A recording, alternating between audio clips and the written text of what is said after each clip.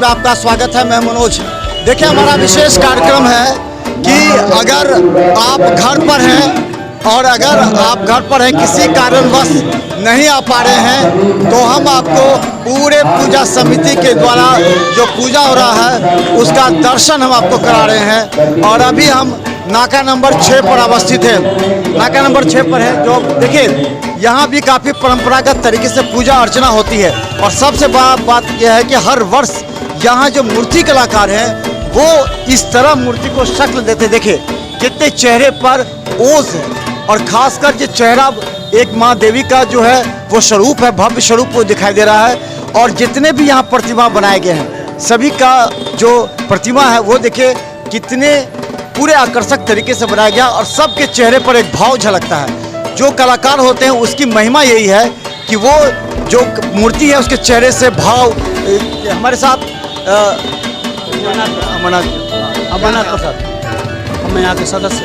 अच्छा ठीक है, ये बताइए कि इस बार प्रतिमा का क्या स्वरूप दिया है आपको? इस बार प्रतिमा का रूप ऐसा है कि माँ का जो पूर्ण रूप होना चाहिए वह है, पूर्ण स्वरूप जो होना चाहिए वह है। इसमें कुछ इलेक्ट्रिक भी पद्धति पर बना है या फिर जो नहीं इलेक्ट्रिक पद्धति पर नहीं है, ये पूरा नहीं जो है विधि विधान से जो है वो बनाया गया। यहाँ किसने इसने प्रतिमा का निर्माण किया है? कौन ये प्रतिमा का कौन निर्माण करते हैं? ये हमारे कलाकार हैं मुकेश जी। उनको हम लोग ऐसा रूप बोलते हैं कि माँ क्या प्राण प्रतिष्ठा जब डाला जाए तो लगे कि साक्षात मैया खड़ी है और हमें हमारे जितने भी भक्तजन आते हैं उनको साक्षात दर्शन दे रही है। ऐसा हम लोगों का कोशिश रहता है और शायद उसमें हम बहुत हद तक खड़े भी उतरते हैं। एक चीज़ होता है, मूर्ति तो सब बना लेते हैं लेकिन मूर्ति के चेहरे का भाव लगे, जैसे राक्षस है तो लगता है कि वास्तव में राक्षस का भाव है। तो इस तरह के भाव के लिए कैसे उसको प्रेरित किया या जो कलाकार बनाए उसको क्या अपना आइडिया दिया? इसमें हम लोगों का बहुत ज़्यादा परिश्रम है कि माँ का एक हंसता हुआ चेहरा सामने आए, कोई क्रोधित ना हो, चेहरा सामने आए और हमारे जितने भी हमारे भक्तजन आते हैं वो इनका आशीर्वाद प्राप्त करके जाए और उनको हर लाभ मिले जीवन में। यही मेरी और हमारी समिति की यही इच्छा होती है। कब ये प्रारंभ हुआ ये पूजा? 1986 में। अच्छा, 1986 से यह प्रारंभ हुआ है और हर वर्ष कुछ न कुछ नया देखने को मिलता है। और यहाँ पर हम बता दें ये मुख्य जगह है, यानी कि लहरियासराय दरभंगा का मुख्य बिंदु है, इसलिए कोई ऐसा श्रद्धालु नहीं है जो यहाँ से वंचित रहता होगा। यहाँ जरूर दर्शन करने के लिए आता है। और हम घर बैठे जो लोग लाचार हैं, बेबस हैं, जो इस बार किसी कारण नहीं निकल पाए हैं, उनके लिए हमारा विशेष कार्यक्रम है। घर बैठे आप बिहार मिसाल न्यूज़ देखिए। और ये हमारे साथ मनोज ये बताए कि कितने आपके कार्यकर्ता हैं, चूँकि एक कंट्रोलिंग यातायात व्यवस्था मैनेज करना, श्रद्धालुओं को कल यहाँ पर खोइचा भरने की प्रक्रिया होगी, कितने रो लगेंगे, किस तरह की व्यवस्था है?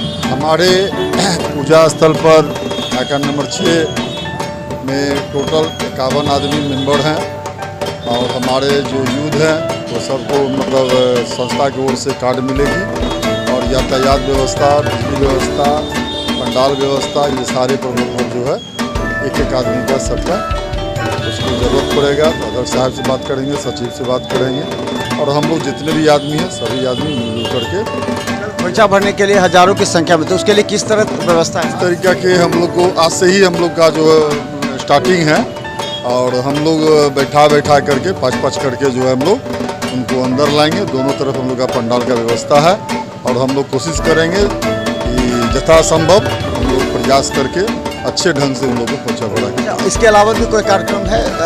आज शाम में, कल झिझिया भी अलग अलग तरह? बिल्कुल, आज झिझिया भी था, आज गंगा आरती भी था, जिससे काफ़ी नया चीज़ देखने को मिला हमारे दरभंगा वासियों को। अब बहुत ही सच्चे दिल से उन्होंने इसको देखा और इसका आनंद उठाया।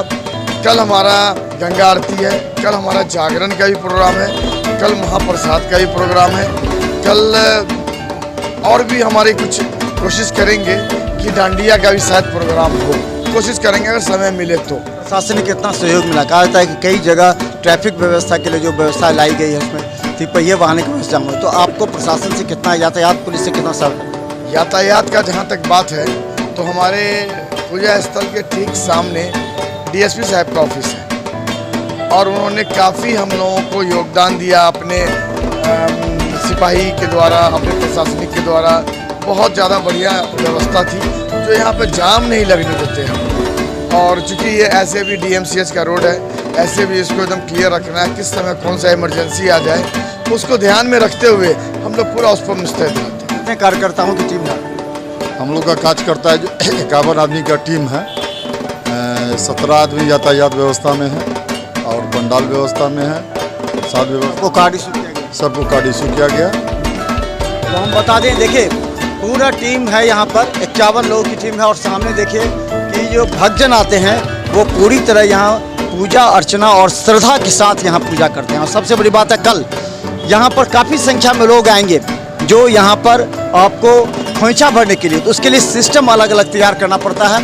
और सामने हम बता दें कि देखिए कि जिस तरह सामने में, क्योंकि ये मेन चौक है, नाका नंबर 6 है, और नाका नंबर 6 पर जो प्रतिमा बनती है उससे लोग निश्चित एक बार देखते हैं, क्योंकि इस रास्ते से सब गुजरते हैं और इसी रास्ते से आकर एक बार दर्शन करते हैं। यहाँ की विधि व्यवस्था भी बहुत चुस्त दुरुस्त है और यहाँ की टीम पूरी तरह कार्य कर रही है। प्रशासन का भी सपोर्ट मिल रहा है। और खासकर हम बता दें, देखिए जहाँ गणेश भगवान की प्रतिमा को हम दिखाना चाहते हैं, देखिए इनके चेहरे पर इनका जो बना हुआ जो पूरा एक प्रतिमा है, वो हमें लगता है कि एक बार संस्कृत विश्वविद्यालय आर्ट्स कॉलेज के जो थे वो बनाया करते थे कभी।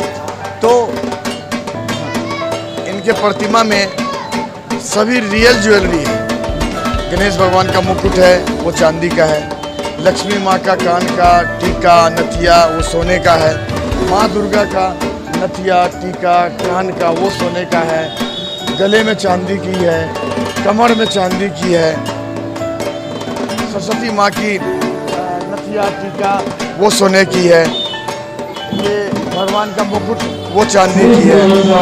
तो हम लोग कोशिश करते हैं कि अगर मैया संपन्न होगी तो पूरे सृष्टि को वो अच्छा रखेंगे। तो बताते देखें कि गोल्ड हाउस के बबलू जी हैं, जिन्होंने बबलू जी जो गोल्ड हाउस के संचालक हैं, तो गोल्ड हाउस के तरफ से भी इस तरह देखिए कि पूरा प्रतिमा में जो सोने और चांदी के आभूषण लगे हुए हैं। इनका कहना है कि माँ अगर प्रसन्न होती है तो पूरे दरभंगा वासियों का कल्याण होगा, इसलिए तमाम प्रतिमा में आप देखिए चांदी और सोने के आभूषण लगे हुए हैं, जो सबसे बड़ी खासियत दरभंगा के नाका नंबर 6 अवस्थित है। तो आप लोग घर से निकलें, जो निकल सकते हैं, और दर्शन करें आज कल। और फिर हम ये विसर्जन कब होगा? संडे को, रविवार तारीख 13 तारीख को। 13 तारीख को यहाँ विसर्जन है। उससे पहले आप आकर के माँ का दर्शन कीजिए, जैसे भव्य रूप का दर्शन कीजिए, क्योंकि यही 2 दिन होता है जो आप घर से निकल कर पूजा अर्चना करते हैं। बाकी समय जो लाचार हैं, बेबस हैं, वो टीवी पर देख सकते हैं बिहार मिथिला न्यूज़ को। धन्यवाद।